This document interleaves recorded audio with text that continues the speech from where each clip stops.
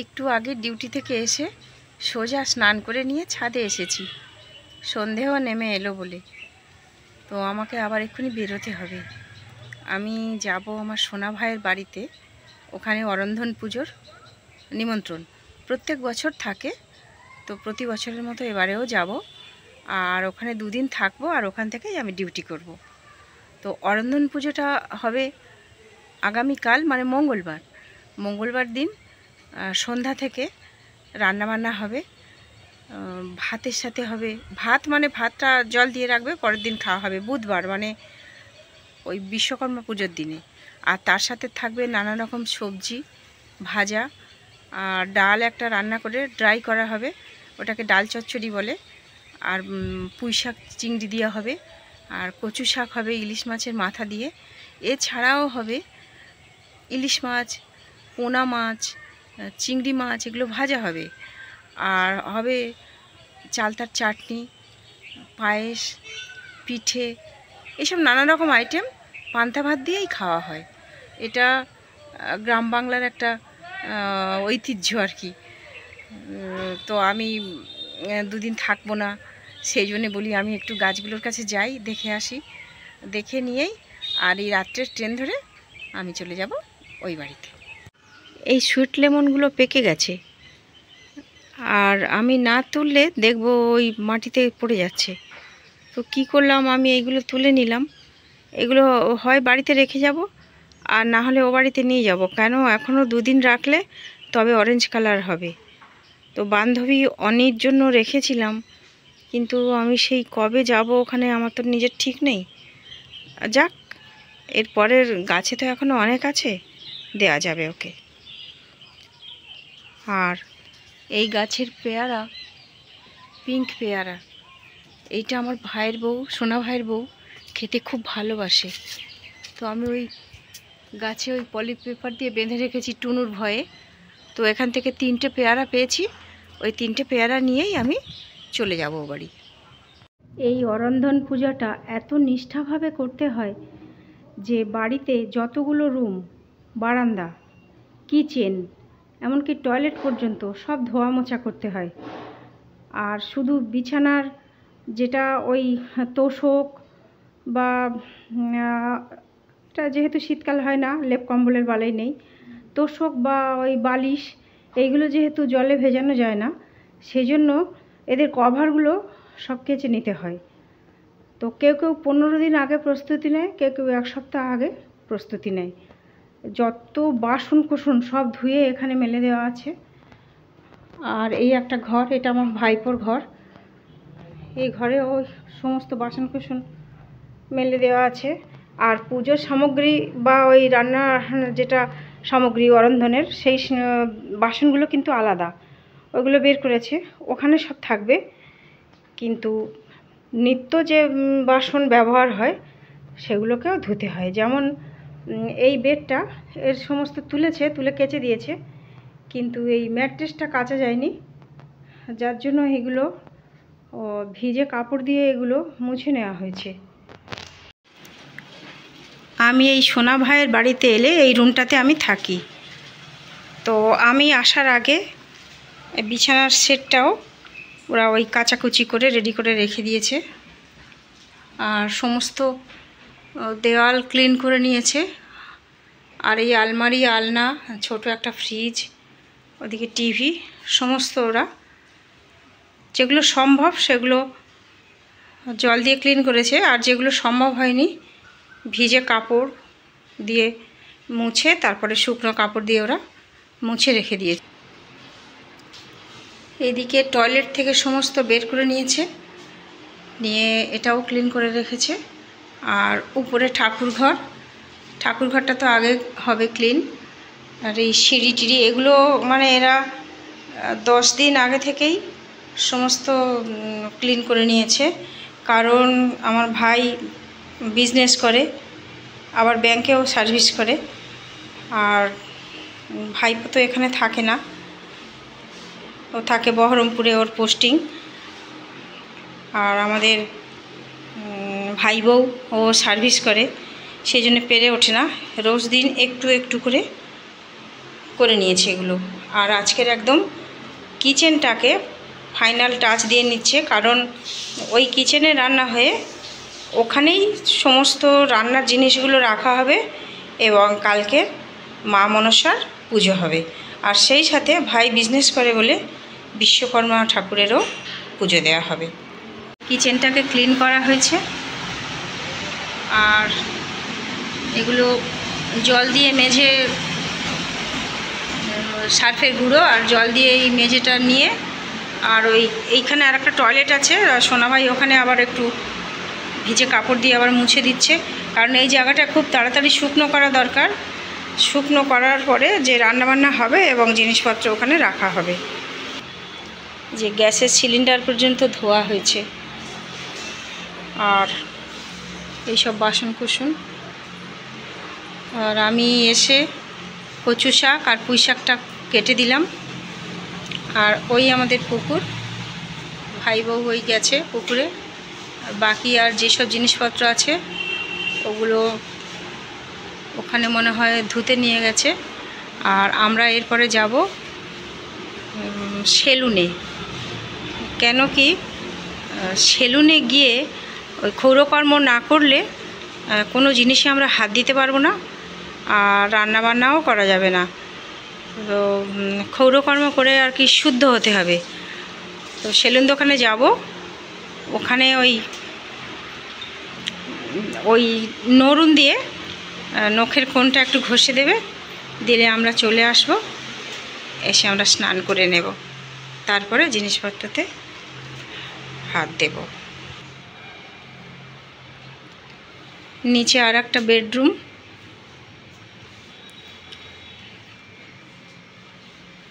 এখানে আমরা আগে ক্লিন করে নিয়েছিলাম। তো আমাদের এমনি সব কাজ আমাদের হয়ে গেছে। এবারে ভাইয়ের বউ ওই পুকুর ঘাট থেকে এলে আমরা সেলুনে যাব। মাছ আর চিংড়ি ফ্রিজে প্রিজার্ভ করে রাখা হয়েছে। সেলুন থেকে এসে এইগুলো বের করে রাখবো, তারপরে সবজি আর এই মাছ চিংড়ি কাটাকুটি হবে। আর সন্ধ্যাবেলা প্রদীপ দেখিয়ে উনুন জ্বালতে হয়। তো উনুনে আমাদের হবে পায়েস হবে, আর মেন ঠাকুরের যে ভাত আর কি, যেটা কালকে পান্তা ভাত হবে, সেই ভাতটা উনুনে করে নেওয়া হবে, পায়েস হবে। আর কচু শাক, পুঁই শাক এইগুলো হয়তো উনুনে হবে। আর টুকিটাকি ভাজাভুজি বা মাছ চিংড়ি এইগুলো গ্যাসে করে নেওয়া হবে। দুখানা গ্যাস জ্বালা হবে, একটা এমনি যেটা ডোমেস্টিক ওভেন ওটা জ্বালা হবে, আর একটা হচ্ছে বড় ওভেন আছে যেটা সাধারণত কাজবাড়িতে ব্যবহার হয়, সেই ওভেনটা জ্বালানো হবে। আর ওদিকে উনুনে ওইগুলো চলবে। মানে এতগুলো একসঙ্গে না জ্বালানো হলে আমরা মেকআপ দিতে পারবো না, তাই ভোর হয়ে যাবে। এখন আমি আর আমার ভাইয়ের বউ আমরা ওই সেলুনে যাচ্ছি ক্ষৌরকর্ম করতে। চলো। আমি এই মোবাইলটা সাথে এনেছি বলে আমার বলছে কি ওই ক্ষৌরকর্ম করার পরে মোবাইলটাও নাকি অশুচি হয়ে যাবে, সেই জন্য আমাকে বলছে মোবাইল রেখে এসো। তা আমি বললাম গঙ্গা জলে যদি সব শুদ্ধ তাহলে গঙ্গা জল ছড়া দিয়ে নেব। এই যে মোড়ের মাথায় এসে গেছি সেলুনে, আর সেলুনের এই ভাইটা রেডি হয়ে আছে। এই যে নখের আগাটা একটু ঘষে দিচ্ছে নরুন দিয়ে, আর এই আমারটাও দেবে। দা বাবু, আমাকেও দিয়ে দিল। কত পাওনা হলো? গত বছর তুমি অনেক ছোট ছিলে, বেশ লম্বা হয়ে গেছো।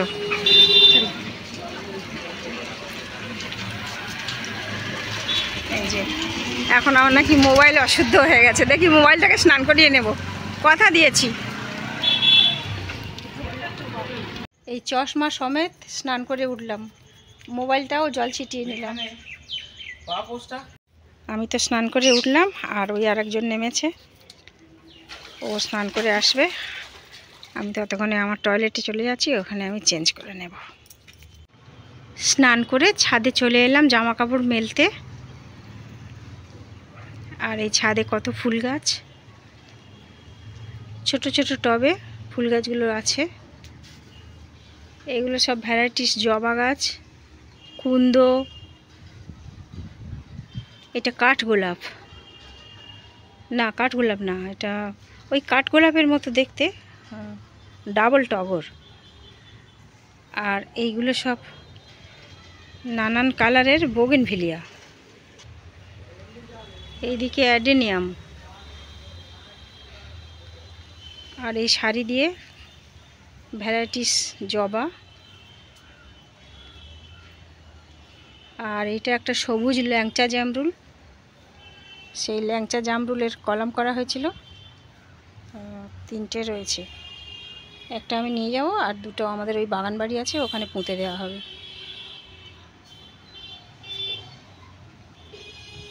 এইদিকেও বোগেনভিলিয়া আর অ্যাডেনিয়াম আছে টুকিটাকি।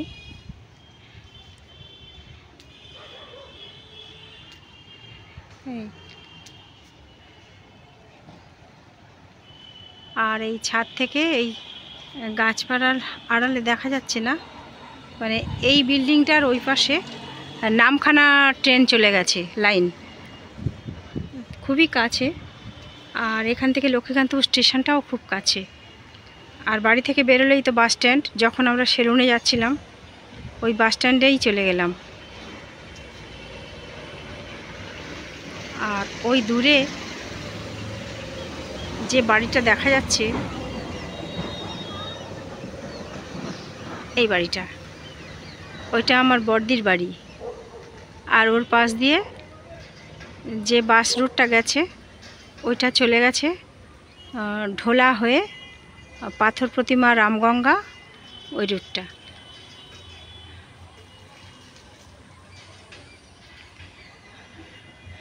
আর এই যে নিচের রাস্তাটা, এই রাস্তাটা ধরে একটু এগিয়ে গেলেই বাস স্ট্যান্ড।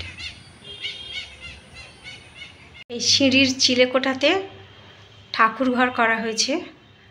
তো এই বাড়ি পরে মডিফাই করা হবে, ভেঙে নতুন করে তৈরি করে আর ওই টাইলস বসানো হবে।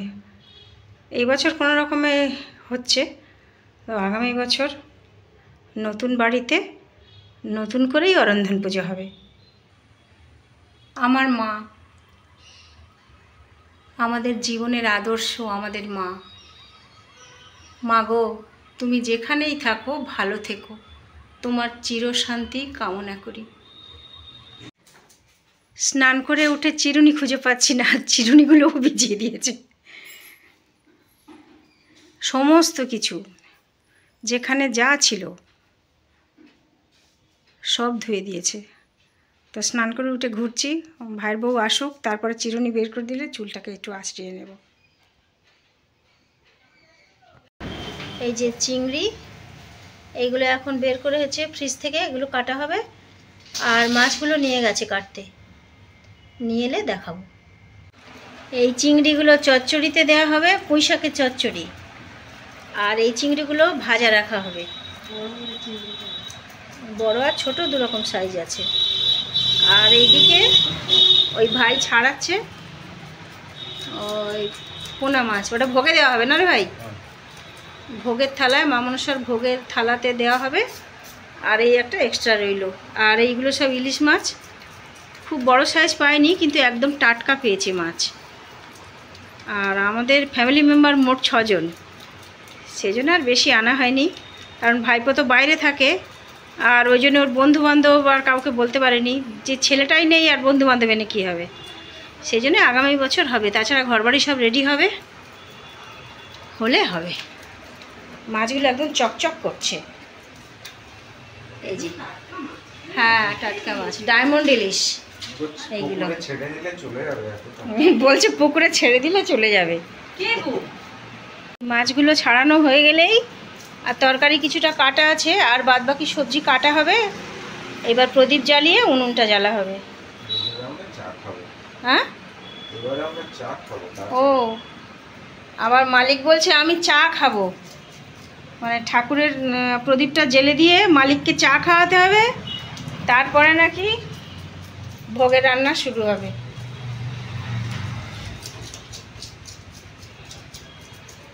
আমি চিংড়িগুলো কেটে দিলাম আর ভাই মাছগুলো নিয়েছে, কাটছে। সবাই মিলে না কাজ করলে হবে না, এইটাই ভোর হয়ে যাবে রান্না করতে। হ্যাঁ, অন্যান্য বছর তো দুপুরে কাটা হয়, কিন্তু তুমি তো বের করছো না। আমি তো বলছি তখন থেকে যে মাছ চিংড়ি বের করো, কেটে দিই। ঠিক আছে, কিচ্ছু গন্ডগোল। আর এই যে মালকিন প্রচুর পরিশ্রম করে স্নান টান করে সন্ধ্যা দিয়ে এসে আর বলছে আমার শরীরটা কেমন করছে, একটু রেস্টে থাক, নাহলে আবার তো দাঁড়িয়ে রান্না করতে হবে ওকে। আর ওকে এক কাপ চা খাইয়ে এনার্জি দিতে হবে, তারপরে শুরু করবে। আর মালকিন বিগড়ে গেলে আমাদের সব মাটি হয়ে যাবে, ওর ভালো রাখতে হবে আমাদের, তাই তো মালকিন? ও আবার হ্যাঁ বলছে। ওকে,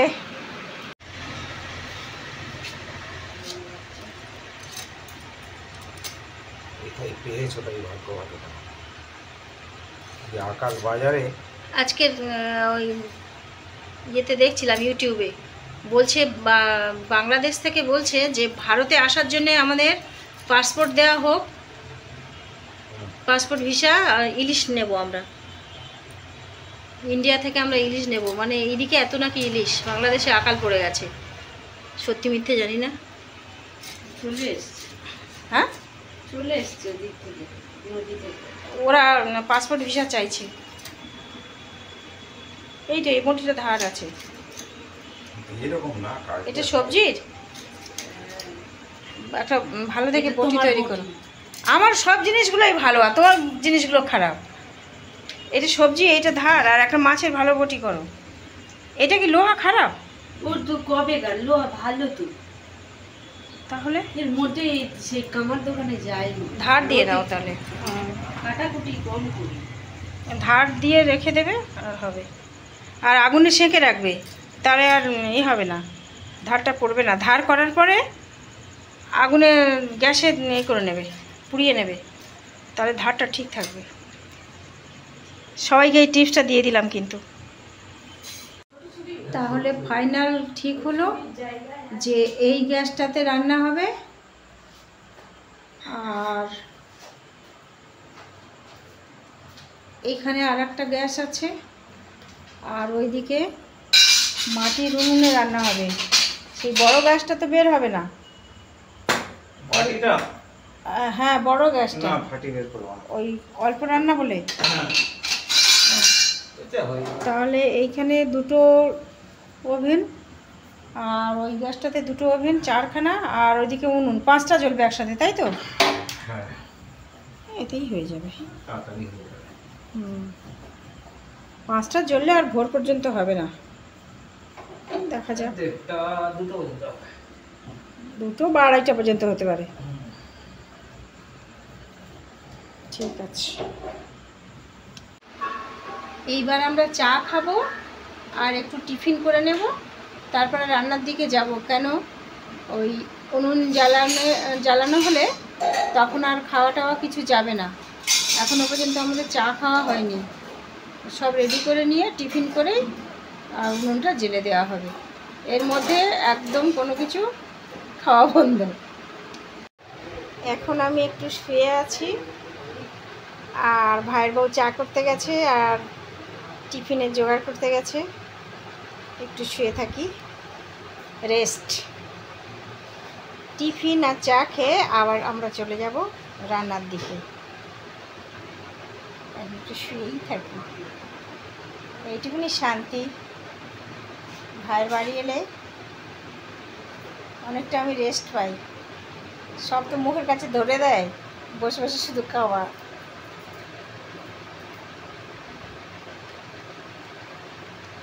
এই যে মশলামণি মাখা হয়েছে, আর হাতে একটা করে শসা, ইনস্ট্যান্ট খাবার। শসা কুচালে আবার মুড়ি নেতিয়ে যাবে, যার জন্য হাতে হাতে সব ধরিয়ে দিয়েছে। এসব টিপস বলতে নেই। এই যে দিদিমণি এসছে, শসার আর দেখাচ্ছে। দিদিমণির বাড়ি থেকে মোটা মোটা পুঁই শাক এসেছে আজকে।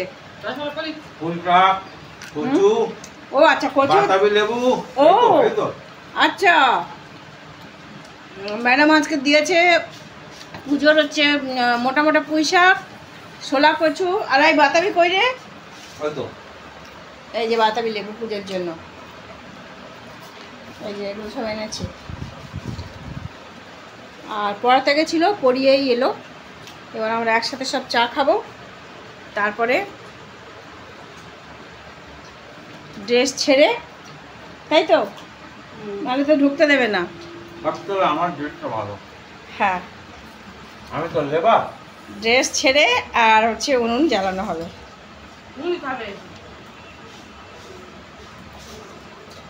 সন্ধ্যা যেমন সবার নেত্রী, হ্যাঁ, সঙ্গের ও এখন সবার নেত্রী। আচ্ছা।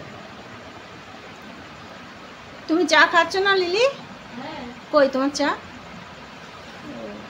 লুকিয়ে লুকিয়ে খাচ্ছ?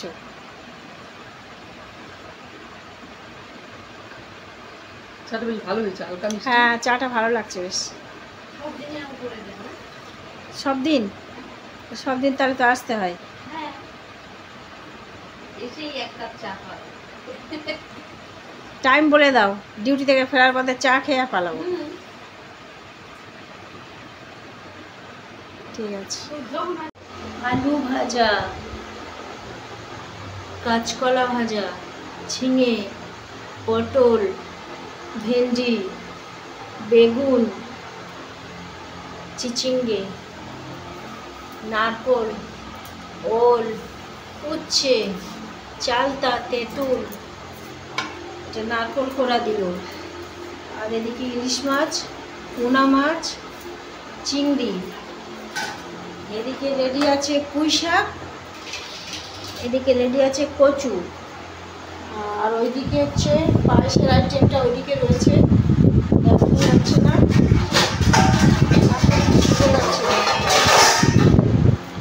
এসব কাটাকুটি চলছে।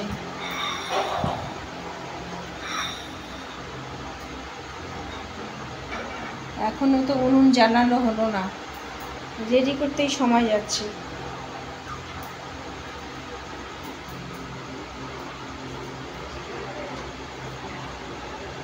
ওই ভাই গিয়ে ওখানে শুয়ে পড়েছে, কষ্ট হচ্ছে সারাদিন সবার।